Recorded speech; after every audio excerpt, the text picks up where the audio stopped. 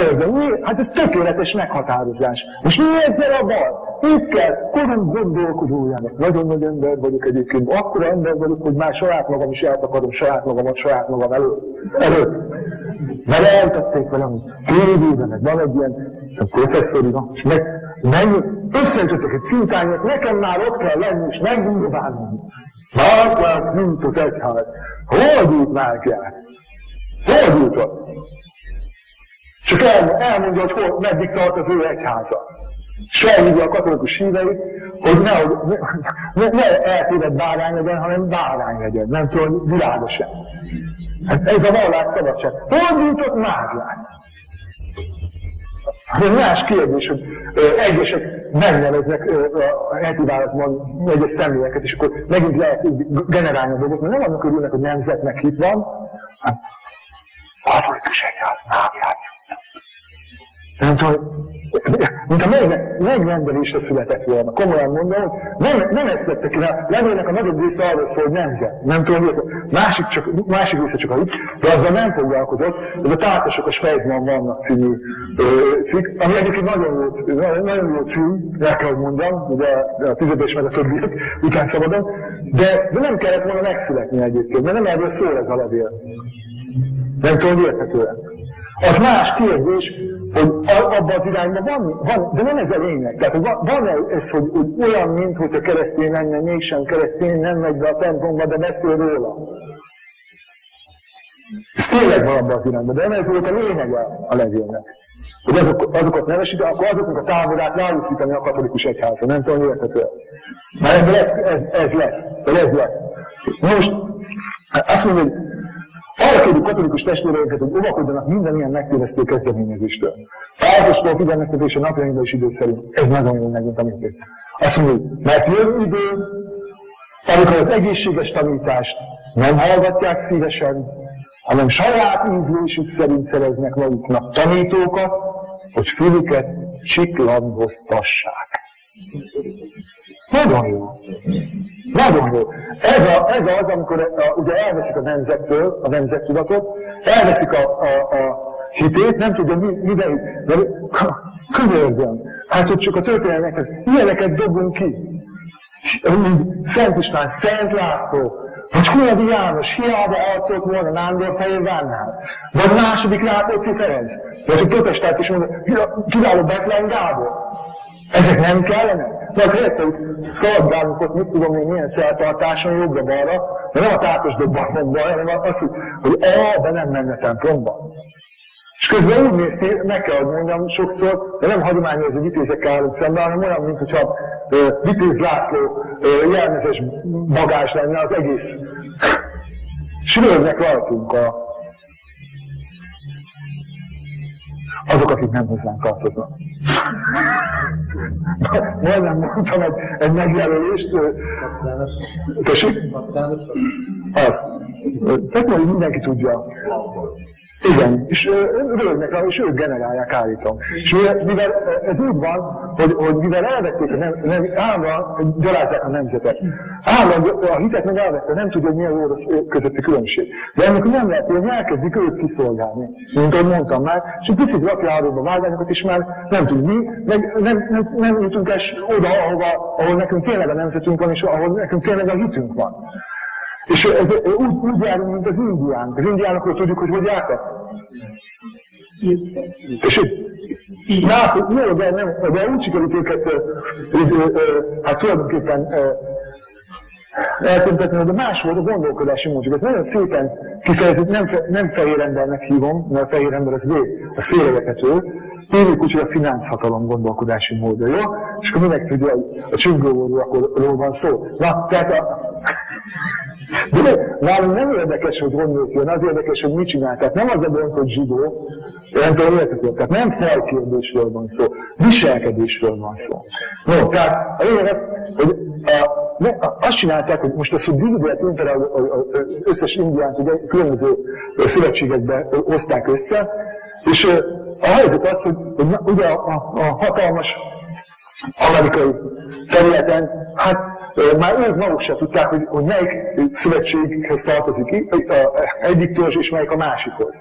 És kézjelekkel kommunikáltak, és előfordult olyan, hogy ugye egy ellenséges szövetségbe tartozó indián egyedül találkozott egy olyan törzsel, akik voltak mondjuk 300-an, és bemutatták a jelüket, kiderült, hogy ellenséges szövetséghez tartoznak, és az indiának eszébe sem jutott az, hogy a tyúkszaros életéért megtagadja a közösségét. Ő bemutatta, hogy hova tartozik, ezzel vállalta azt, hogy föl is koncolják esetleg. Most amikor megjött ez az a gerinctelen, nyálas gondolkodási mód, amit képviselnek ezek, akik uralnak bennünket, akkor most körülírtam, akkor azt csinálták, hogyha ilyen eset állott elő, hogy 100-an voltak, és más ellenséges szövetséghez tartozott, és ő egyedül, akkor megvárta, még bemutatta a sajátjelét, kézjelét, és utána visszamutatta ugyanazt a jelet, nem tudom, érted. És ezáltal megmenekült a tyúkszaros élete. Most velünk ezt csinálják különben. És tudják, hogy készül a mi magyar? Elmondjam. Mert itt csak el kell mondani, hogy itt akik országosan ismernek, hát nem nagyon van kirakat magyar, és mi majomnál egy sem. Tehát nagyon kevés van, amelyek nem mi majom és kirakat magyar. De az úgy kezdődik, hogy először is, hát eljárnak ilyen előadásokra. Itt is van köztünk is biztos olyan egyébként. Feljegyzik, hogy mi tetszik a hallgatóságnak. Tehát mely gondolat elemek. Aztán megkeresik a mi magyart, aki lehetőleg a szocializmusból itt maradt értelmiségi, ugye, de ő lesz a mi magyar.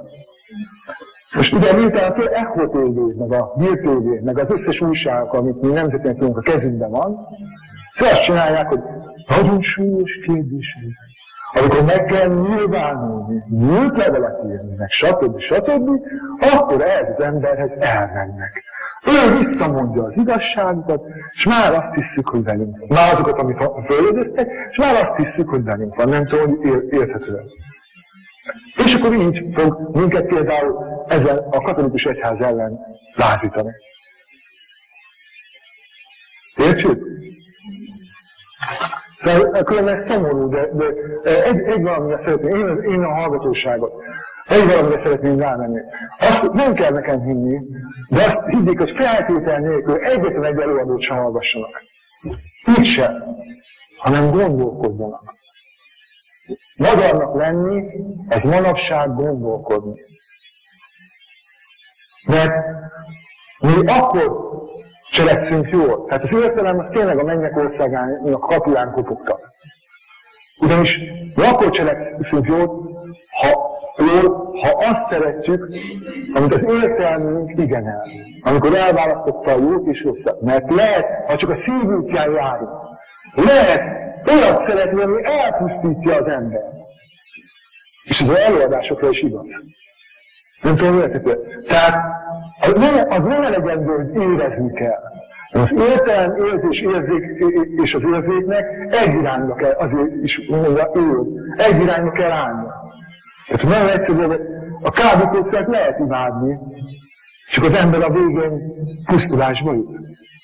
Tehát könyörgöm, mielőtt szeretnek, mielőtt rajonganak, gondolkozzanak, és a gondolkodáshoz az alap, a nemzetszeretet, és az, hogy van egy helyes hitem, amiben van jó, meg van rossz, mert a cselekedet, meg a gyümölcs megmutatja, hogy ki az illető, párt, meg mit tudom én micsoda, nem tudom, értető.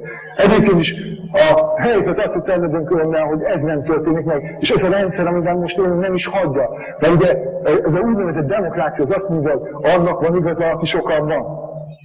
Következésképp minden pártnak, minden mozgalomnak el kell kurvulnia. Nem tudom, olyanok, mint a ringyó.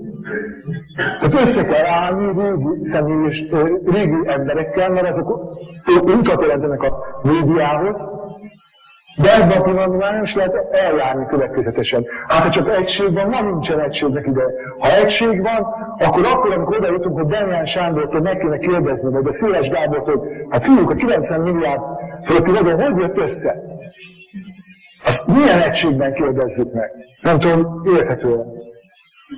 Tehát a lényeg az, hogy gondolkodni, egyébként a következő mondat is nagyon jó. Azt mondja, hogy az igazságot nem hallgatják meg, de a meséket elfogadják. Hát tényleg úgy vagyunk, ezt most komolyan mondom, a nemzeti oldalon tényleg úgy vagyunk. Mesélj nekem! Aztán hazamegyek abba az életben, amikor teljesen szürke vagyok. Nem tudom, érthetően. Tehát csak igaz, nem elég, hogy szép, hanem igaz is legyen. Igaz is legyen. És akkor utána megint gyönyörűen határozza meg. Azt mondja, a katolikus hitünk elleni támadás érkezik a szélsőségesen liberális eszmék irányából is, amelyek a relativizmus diktatúráját erőltetik ránk, azt a szemléletet, amely kétségbe mondja magának az igazság létét. Ez az irányzat az élet tisztelete helyett a halál kultúráját terjeszti. Tagadja vagy relativizálja a férfi és a nő különbségét, valamint a házasságot és a családot. Hát most mi ebben a rossz? Na akkor erre tényleg gyújtsunk mágiát, nem? De még ebben se gyújtott mágiát, azt mondta, hogy ezt nem. Nem tudom érthetően. Miért kell ilyet írni nemzeti oldalra? Azt mondja, hogy ezzel szemben mi elfogadjuk a Teremtő Isten tervét, az emberről, a családról, a kultúráról, a nemzetről. A globalizációval szemben a katoliciztást valljuk. A katolikus igazság nem, figyelj, erre a mondatra figyeljenek, hogy gyönyörű, végre. Mert tényleg mindig egy kicsit elhagyatottabb volt az ember, nem tudom, hogy érezték ezt, de én úgy éreztem. Most a katolikus igazság nem nemzetközi, hanem nemzetek feletti, de hogy konkrétan létezhessen, a nemzeti kultúrában kell megtestesülni. Mi ezzel a levéllel a gond? Könyörgöm. Nem tudom, érthetően. Tudják, kinek van gondja? Azoknak, akik tényleg lipsik. Nem lipsik, mondtam lipsik, de ugyan. Paliberális lerövidítettük lipsire. Na, tehát a lényeg az, hogy nyugi, befejezem, ne mutogass, hogy idő van. Be fogjuk mindjárt fejezni. Kérlek pár perc. Csak annyi az egész, hogy tényleg úgy van, hogy oldá tűnik, hogy az a lényeg, hogy távol tartsák az embert a vallásától. És nem mondom önöknek nagyon röviden, és tényleg utána befejezzük, hogy én is így voltam. Tehát én amikor 70-es évek végén, 80-as évek elején, én észrevettem, hogy igazságtalan, én akkor voltam fiatal egyetemista. Illetve egyetemre induló és egyetemista, tehát ez tényleg jó.